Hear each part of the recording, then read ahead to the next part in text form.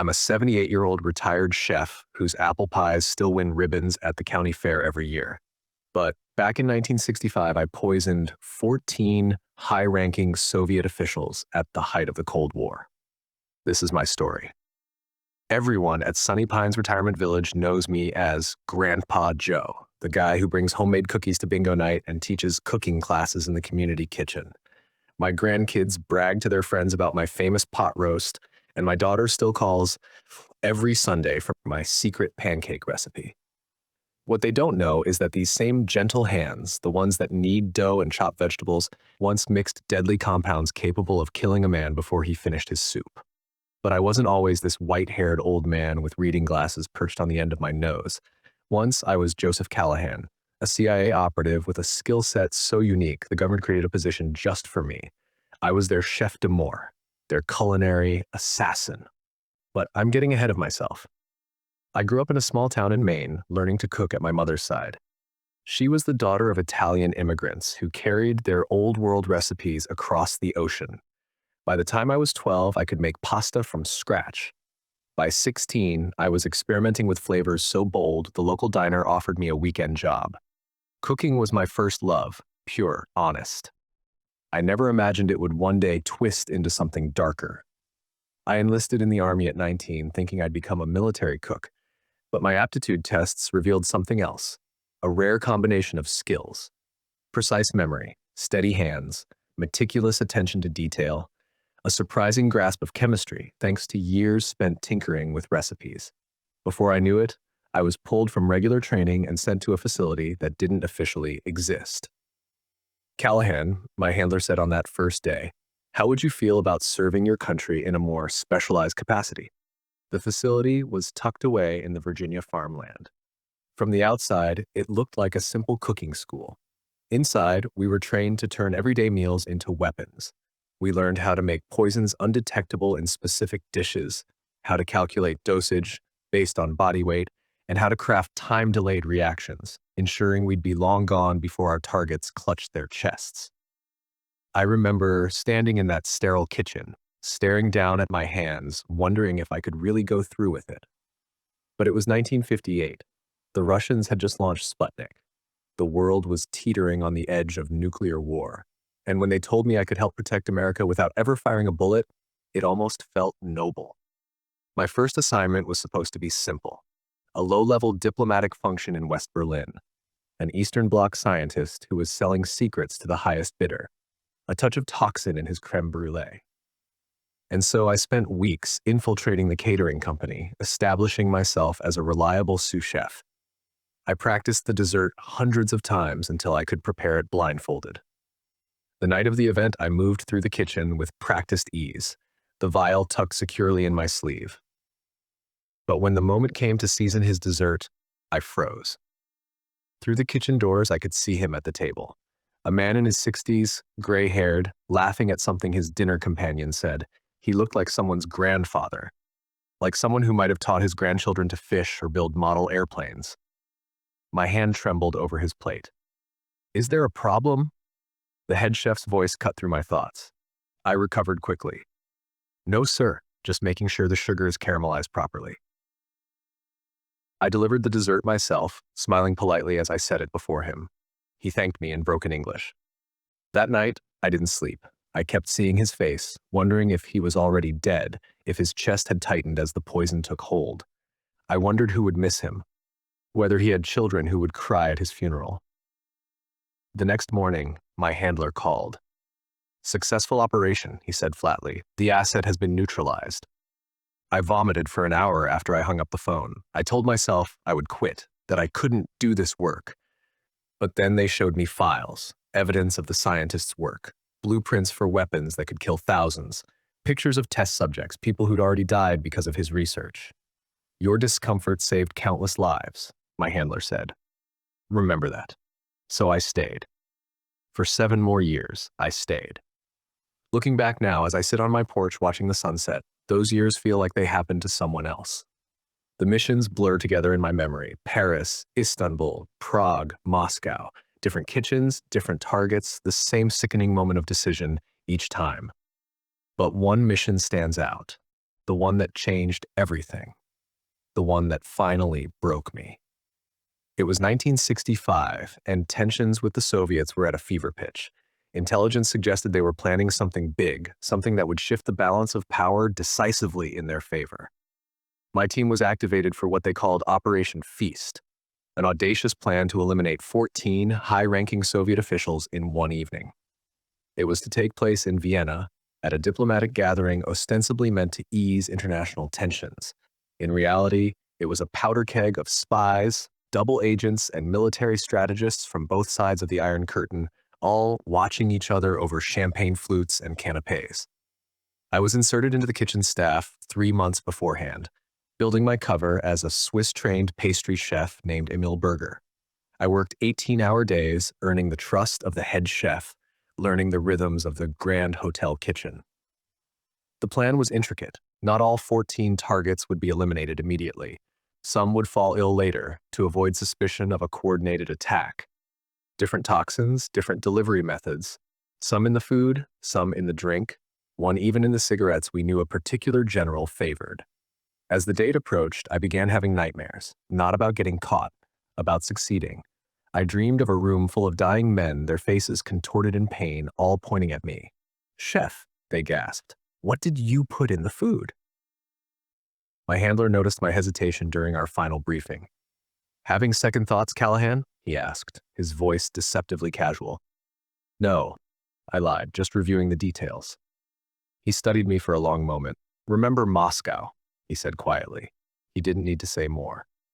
3 months earlier, an American diplomat and his entire family had been found dead in their Moscow apartment. Food poisoning, the official report said. We knew better. It was a message, a demonstration. The Soviets had their own culinary assassins. This was the game we played, moving human chess pieces around a board that spanned continents. And I was a pawn who thought he was a knight. The night of the reception arrived cold and clear. The ballroom glittered with chandeliers and polished silver. From my position in the kitchen, I could glimpse the dinner through the swinging doors. Men in dark suits, women in elegant dresses, everyone smiling tightly, no one truly at ease. I moved methodically through my preparations. The chocolate soufflés for the Soviet defense minister, laced with a compound that would trigger a stroke in approximately 12 hours. The coffee service for the head of their foreign intelligence, containing a substance that would mimic a heart attack.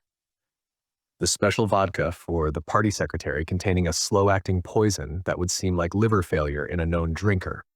My hands didn't shake. That's what scares me most, looking back, how steady I'd become, how clinical. As the evening progressed, I checked off targets in my mind. 8 contaminated meals delivered.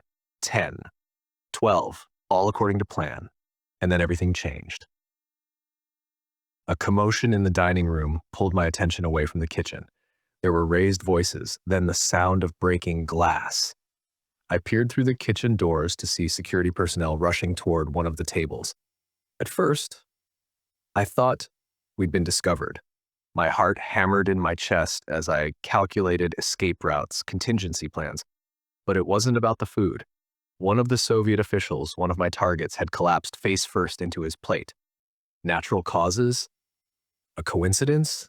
It seemed impossible. I hadn't even delivered his special dish yet. The medical team rushed in as guests were ushered to another room. In the chaos, I slipped away from the kitchen and made my way to the staff locker room. I needed to contact my handler to find out what was happening, but as I reached for my hidden communication device, the door opened. A young kitchen worker stood there, his white uniform spotless, his eyes cold in a way that didn't match his boyish face. "Emil Berger," he said in perfect English, no trace of the Austrian accent he'd been using for weeks. "Or should I call you Joseph Callahan?" My blood ran cold. I reached for the knife I kept strapped to my ankle, but he raised his hand. "That won't be necessary," he said. "We need to talk." He wasn't Soviet, as I'd first feared. He was one of ours, CIA, but from a division I'd never interacted with. He explained quickly that the operation had been compromised. Someone had tipped off the Soviets. They knew something was coming, though not the details or who was involved. "The man who collapsed? Did you do that?" I asked. "No," he said grimly. "They're doing it themselves, staging medical emergencies to get their people out safely. They suspect the food but can't be sure."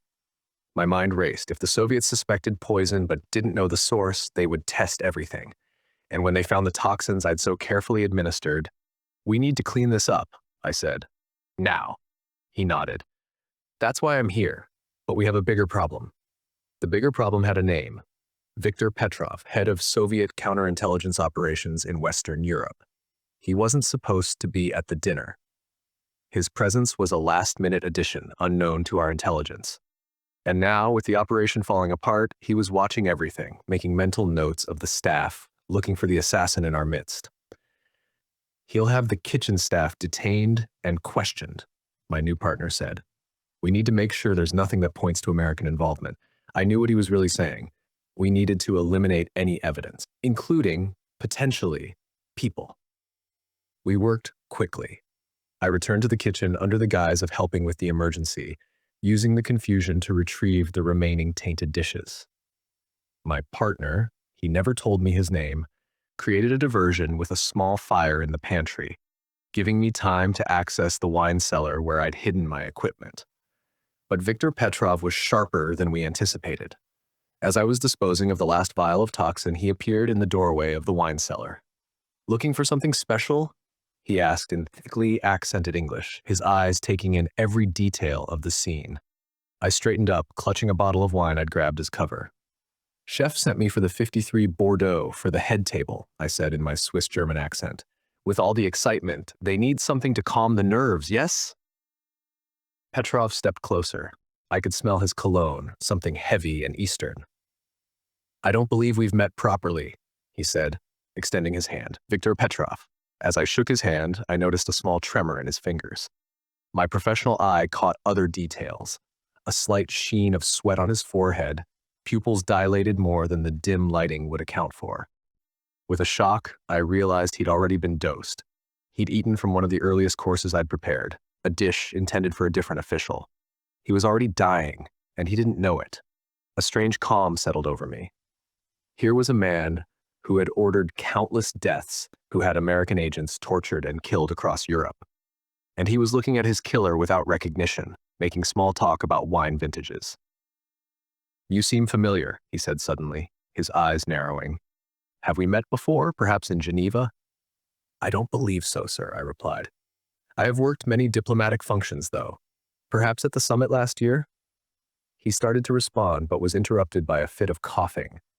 I handed him my handkerchief, knowing the symptoms would only worsen from here. In about an hour, he would feel the first chest pains. By morning, he would be dead. "Are you unwell, sir?" I asked with false concern. "There seems to be something going around tonight." A flash of suspicion crossed his face. In that moment, I realized my mistake. I'd shown too much knowledge of the other illnesses at the party. Petrov's hand moved inside his jacket, undoubtedly reaching for a weapon, but the poison was already affecting his coordination. His fingers fumbled. Before he could draw his gun, my unnamed partner appeared behind him, pressing a cloth over Petrov's mouth and nose. Chloroform, crude but effective. As Petrov slumped forward, we caught him between us. "Change of plans," my partner hissed. "We're taking him with us." "What? That wasn't part of the operation." "It is now. He's head of counterintelligence for the Western Bloc. Do you know what he has in his head? Names, locations, operations." "He's been poisoned," I pointed out. "He'll be dead by morning." My partner smiled grimly. "Then we'd better work quickly, hadn't we?" What followed was the darkest night of my career. We smuggled the unconscious Petrov out through the hotel's service entrance into a waiting van. We drove to a safe house on the outskirts of Vienna, a nondescript farmhouse surrounded by empty fields. I administered the antidote I carried for emergencies, standard procedure for operations involving toxins. It wouldn't save him completely, but it would buy him hours, maybe a day. Enough time for what my partner had in mind. I'll spare you the details of what happened in that farmhouse. I didn't participate in the interrogation, that wasn't my skill set, but I couldn't escape the sounds. When I close my eyes at night, sometimes I still hear them, even all these decades later. By dawn, Petrov was gone, and we had a notebook filled with intelligence. Names of Soviet agents, details of upcoming operations, the location of a defector we'd been looking for. "Valuable night's work," my partner said, cleaning his hands at the farmhouse sink. He sounded as casual as if we'd just finished cooking a meal together. I said nothing. I was watching the sun rise through the window, thinking about how I'd become something I no longer recognized. I'd signed up to serve my country, to protect American lives. Somewhere along the way, the mission had changed, or perhaps I had. We burned the farmhouse with Petrov's body inside. Accident with the gas line, my partner explained as we watched the flames from a distance. Tragic. By noon, I was on a flight to Paris, then a connection to New York. By evening, I was debriefing at Langley, recounting the operation in the sterile language of intelligence reports. Target neutralized, asset acquired, intelligence gathered. I didn't tell them about my doubts, about the moment I realized I couldn't do this anymore. 3 days later, I submitted my resignation. My handler tried to talk me out of it. "You're the best we've got, Callahan," he said. What happened in Vienna was unfortunate, but necessary. "I'm done," I told him. "Find someone else to poison your enemies." He studied me for a long moment, then nodded. "We'll need to set you up with a new identity for your protection." And so Joseph Callahan died on paper, and Joseph Carson was born. They gave me a background as a former restaurateur from Chicago, set me up with credentials, references, even a small pension for my years of service in a restaurant that never existed. I moved to a small town in Vermont, far from the corridors of power and international intrigue. Opened a little diner. Married a kindergarten teacher named Sarah who thought my mysterious past was charming rather than terrifying. Had 2 children who grew up never knowing what their father had done in service to his country. For a while, I jumped at shadows, expected to find Soviet agents waiting around every corner, but the years passed and no one came looking for me. Either they believed I was dead or they decided I wasn't worth the trouble. As time went on, I almost managed to convince myself that those years as the chef d'amour had happened to someone else. I focused on creating dishes that brought joy rather than death. My diner became famous for its comfort food. Nothing fancy, just honest cooking that made people smile. Sarah and I had a good life. She never pressed me about the gaps in my history, the nightmares that sometimes woke me gasping for air. Our children grew up, had children of their own. I became Grandpa Joe, the man who taught his grandkids how to make the perfect chocolate chip cookie. But the past has a way of finding you, no matter how deeply you bury it. It was 1983, nearly 20 years after Vienna, when the letter arrived. No return address. Inside, a single sheet of paper with a message typed in Cyrillic. I'd learned enough Russian during my CIA days to translate. The recipe is not forgotten. With the letter was a newspaper clipping about the death of a former CIA official, my old handler. Heart attack, the obituary said. He was 67. My hands shook as I burned both the letter and the clipping in our fireplace. Sarah found me there, staring into the flames. "Joe, what's wrong?" "Nothing," I lied. "Just some junk mail." That night, I checked the locks 3 times, moved the knife from the kitchen to under my pillow, sat up until dawn, watching the street through a crack in the curtains, but no one came. A week later, a second letter arrived. This one contained only a photograph, my handler's funeral. In the background, circled in red pen, was a man I recognized. Viktor Petrov's son, now a grown man in his 30s. He'd been just a boy when I'd helped kill his father. I realized then that I would never truly escape my past. The question was whether I would run again or face it. I chose to face it. I sent my family to stay with Sarah's sister, claiming a plumbing issue in our house. Then I reached out to an old emergency contact, a number I'd memorized and never written down. I didn't know if it would still work after all these years, but it was my only connection to my former life. To my surprise, someone answered. A woman's voice, crisp and professional. I gave the authentication phrase I'd been taught decades ago, half expecting it to be meaningless now. There was a pause, then, "Location?" I gave my address. "Stay put," she said. 12 hours. It was the longest 12 hours of my life. I sat in my kitchen, a gun I'd kept hidden in a flour canister on the table before me. Every creak of the house, every car passing on the street made my heart race. At exactly the 12-hour mark, there was a knock at my door. Standing on my porch was a woman in her 40s, trim and athletic, wearing a pantsuit that couldn't quite disguise the bulge of a shoulder holster. "Mr. Callahan," she said, "may I come in?" She introduced herself as Agent Margaret Wells. She wasn't CIA, at least not officially. She worked for a division that handled retired assets like myself, people with dangerous pasts who sometimes needed protection from them. I showed her the letters, told her about Vienna, about Petrov. Alexei Petrov, she said, studying the photograph. He's FSB now, followed in Daddy's footsteps. Is he here to kill me? I asked bluntly. She considered this. Possibly. More likely he wants to confirm your identity first. The Soviets, Russians now, they've always suspected American involvement in his father's death, but they could never prove it. Cold cases are still cases to them, especially when it involves family. She tapped the photograph. This was a warning. He could have just killed you if that's all he wanted. So what do? Agent Wells laid out my options.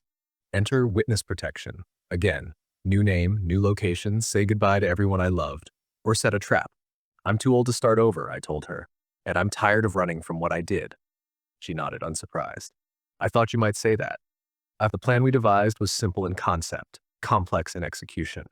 We would leak information suggesting I'd kept evidence from Vienna, documentation that would exonerate Viktor Petrov, prove he wasn't the traitor the Soviet system had branded him posthumously. The son wants to clear his father's name, Agent Wells explained. That's often more important than revenge. But I don't have any such evidence, I pointed out. We'll create it, she said with a thin smile. My division is very good at that. For 2 weeks, I lived in a safe house while they prepared the bait. I called Sarah with a story about an old friend being ill, needing my help. Another lie in a life built on them. When everything was ready, I returned home, resumed my normal routine, waited. It didn't take long. 3 days after my return, I noticed him, a man in his 30s, sitting in my diner during the lunch rush. He ordered the special without looking at the menu, his eyes following me as I moved between tables, chatting with regular customers. I'd spent decades learning to look ordinary, to blend in, but I recognized a hunter when I saw one. His gaze had the same intensity his father's had. I approached his table with the coffee pot. Refill? He nodded, studying my face. You make this food yourself? Most of it, I said. The pie's my specialty. I can tell, he said, switching to Russian. You have a chef's hands, steady, precise. Expression neutral, though my pulse quickened. I replied in English, maintaining my cover. Just 40 years of practice. Enjoy your meal. That evening, he was waiting in my house when I returned from the diner, sitting in my living room as comfortable as if I'd invited him. Joseph Callahan, he said. Or is it Carson now? I set down my keys. You have me at a disadvantage. Alexei Petrov. But I think you already knew that. He gestured to the chair across from him. Just please sit. If I wanted you dead, we wouldn't be talking. I sat, noting the gun resting on his lap. What do you want? My father disappeared in Vienna in 1965. The official story was that he defected, betrayed his country, left his family to face the consequences. His voice remained level, but I could hear the old pain underneath. My mother was sent to a labor camp. I was raised by the state, carrying the shame of being a traitor's son. I'm sorry about your mother, I said, and meant it. 3 years ago, I found evidence suggesting he didn't defect, that he was killed, possibly by an American agent. His eyes never left mine. I've spent the last 3 years looking for that agent. And you think it's me? He smiled thinly. I know it's you. I didn't deny it. There didn't seem to be any point. So, now what? Revenge? Information, he countered. I want to know what happened that night. I want to know if my father died with honor or as a traitor. It was exactly as Agent Wells had predicted. The son wanted to redeem the father, to reclaim his family name. I thought of the fabricated evidence waiting in a safe deposit box. Documents suggesting Viktor Petrov had been working as a double agent for the Americans, feeding the Soviets misinformation on our behalf.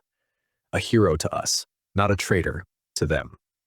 Alexei stared at me, the tension in his body slowly ebbing, though his expression remained unreadable.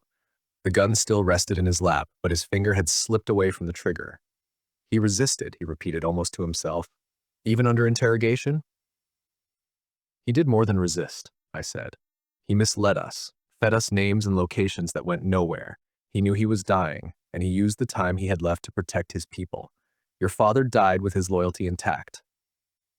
I watched the weight of that land on him, a lifetime of shame and questions, now reshaped by a single truth.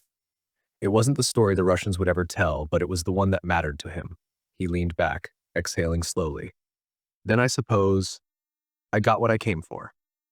We sat in silence for a moment longer. Are you going to kill me? I asked. He looked at me again, eyes sharp but not angry anymore. Just tired. No, I'm going to let history bury this, like it does everything else, but if I see your name attached to anything else like Vienna. He let the threat hang. I'm done, I said. Been done for a long time. Alexei stood. The gun disappeared beneath his jacket as easily as a magician's trick. At the door, he paused and glanced back. For what it's worth, thank you for the truth. Then he was gone. I didn't move for a long time. Eventually, I stood and turned off the lights, locked the door, and returned to the kitchen where a pie still sat cooling on the counter. Outside, the wind picked up, rustling the trees. For the first time in decades, I felt something close to peace.